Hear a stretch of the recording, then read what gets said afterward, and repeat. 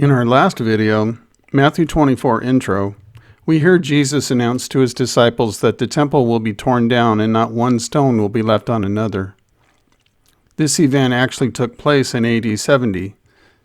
In the light of such unexpected news, Jesus not only warns his disciples about imminent suffering coming their way, he also discusses the implications of the temple's destruction and what significance this would have on the kingdom of God. In a moment, we will examine Matthew 24 and catalog a list of issues that need to be addressed before we can properly understand Jesus' message. Stay tuned.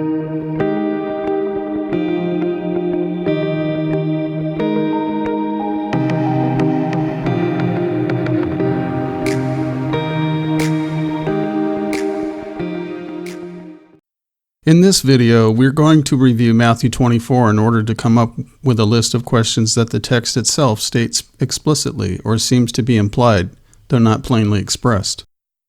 We're going to find various words, terms, and ideas that remain unfamiliar, which present curiosities in the passage requiring resolution before the meaning can be fully understood and assessed. In this video, we're going to act like detectives gathering evidence and facts. Our goal is to find the simplest and most likely explanation for what we find. We will first formulate the questions and have a brief discussion. Then in a subsequent video, I will give my own brief answers to some of these questions, given the scenario as I see it. This allows you the joy of discovery and leaves it to you to dig deeper into this very important teaching. Before we get started, I would like to ask a simple question. What is the one thing to remember when entering a bird aviary?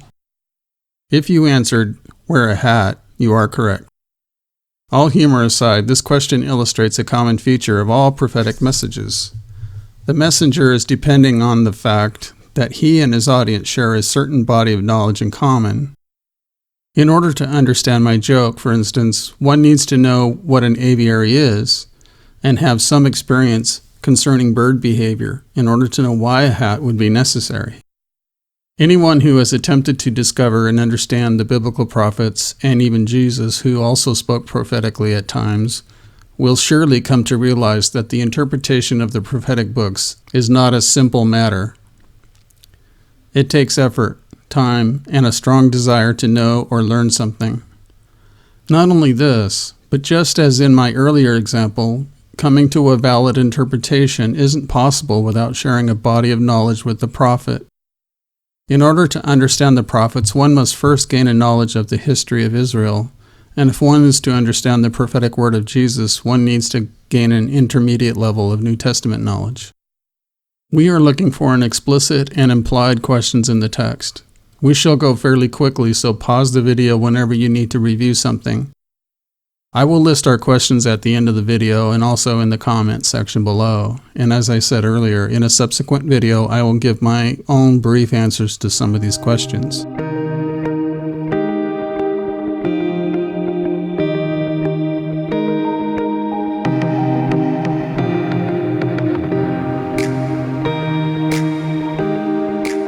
Now let's examine the text.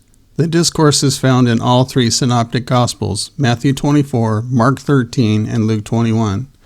But for our purposes, we will follow Matthew's account for this exercise. To make this seem like a Bible study, I've asked my son to read the biblical passages. Please read the first passage. Jesus came out from the temple and was going away when his disciples came up to point out the temple buildings to him. And he said to them, "Do you not see all of these things? Truly I say to you, not one stone here will be left upon another, which will not be torn down." As he was sitting on the Mount of Olives, the disciples came to him privately, saying, "Tell us, when will these things happen, and what will be the sign of your coming and of the end of the age?" The disciples not only offer us the first questions on our list, but also our first interpretive decision. Are the disciples asking 1, 2, or 3 questions? Some interpreters think that the disciples are asking just 2 questions, while other interpreters think they're asking 3 questions. Even so, if we're to come at the passage fresh, we might consider the possibility that a more significant question underlies these. It's possible that they are really asking a single profound question implied but not explicitly stated. How we answer our first interpretive hurdle will have implications on how we answer subsequent interpretive questions. Will the destruction of the temple prove God's promises to be wrong or false? Will the destruction of the temple stand as a sign of the coming of Jesus? Does the destruction of the temple mark the end of the age? Is the coming of Jesus also the end of the age, or are these two different things?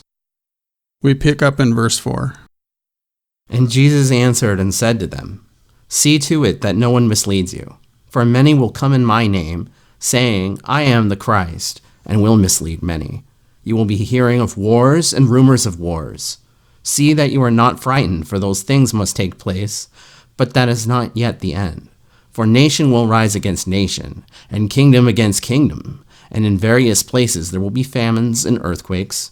But all these things are merely the beginning of birth pangs." One question that immediately comes to mind is why Jesus would warn his disciples about being misled. How can one be misled concerning the identity of Jesus, given the fact is established by his mere presence?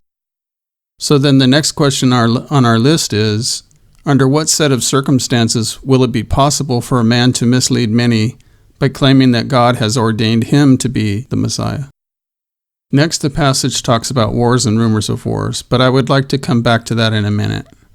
Let's first talk about the birth pangs. What are birth pangs? Are they labor pains? Do these pains occur before or after the child is born? Does the mother or the baby suffer such pains?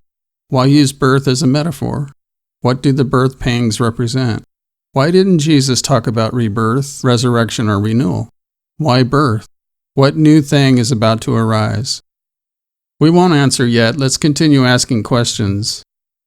What about the rumors of wars, etc.? He tells his disciples that nations will rise against nations and kingdoms against kingdoms. But notice that Jesus uses plural nouns. In fact, one could argue that most of human history can be characterized as nations rising against nations and kingdoms against kingdoms. One can keep time in terms of eras in which one civilization fell while another one arose. The kingdom of Persia rose up against the kingdom of Babylon. The kingdom of Greece rose up against the kingdom of Persia. The kingdom of Rome rose up against the kingdom of the Greeks. Jesus is describing the future in terms of normal human history. This then leads to our next question. What is the significance of Jesus' mention of the kingdoms rising against kingdoms, etc.? How can normal history be a sign of anything? And finally, when he says, "You will be hearing of wars and rumors of wars," who's the subject of the sentence? The disciples? Future disciples? Bear these questions in mind as we move on to the next passage. Please read the next passage. "Then they will deliver you to tribulation, and will kill you, and you will be hated by all nations because of my name. At that time many will fall away and will betray one another and hate one another. Many false prophets will arise and will mislead many. Because lawlessness is increased, most people's love will grow cold. But the one who endures to the end, he will be saved. This gospel of the kingdom shall be preached in the whole world as a testimony to all the nations, and then the end will come." This presents us with another tall interpretive hurdle to get over. In the preceding paragraph, Jesus seemed to reference a very large timescale. Kingdoms will rise against kingdom, and etc. The focus is large-scale time passage.